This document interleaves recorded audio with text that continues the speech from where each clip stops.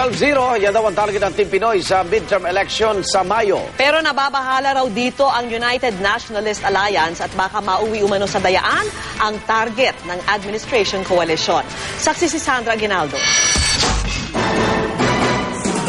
Tila lalong lumakas ang loob ni Pangulong Noynoy Aquino sa pagpasok ng karamihan ng mga senatorial candidate ng Team Pinoy sa top 12 ng mga survey.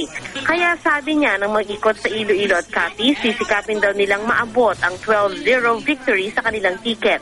Kailangan ko po lahat nakatulong dito. Sabihin ba, hindi ka ba swapang yan? 12 ang gusto mo? Ang punto nito, kaya pa ba natin isugal yung pagkakataon natin maibago talaga ang ating bansa?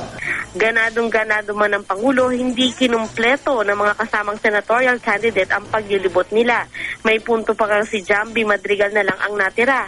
Pero naroon naman ang mga Ilonggong sina DILG Secretary Mar Rojas at Team Pinoy Campaign Manager Senator Franklin Drilon. Ang United Nationalist Alliance nababahala raw kung paano isa sa katuparan ang 12-0 victory ng Team Pinoy. Matututo yun sa mga kasama niya dati. Dating kasama ni GMA yun. And in 2004, sila ni GMA ang magkakasamang nandaya kay FPJ. I don't want to dignify Toby Tiangco with any comment. He does not deserve any response with that kind of statement. We stand on our record.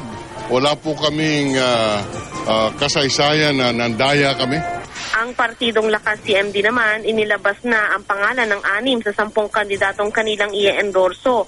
4 ang taga-una habang 2 ang mula sa Team Pinoy. Sa Miyerkules naman papangalanan ng 4 na iba pa.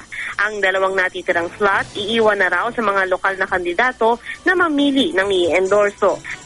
Mula sa Iloilo, Sandra Aguinaldo ang inyong saksi.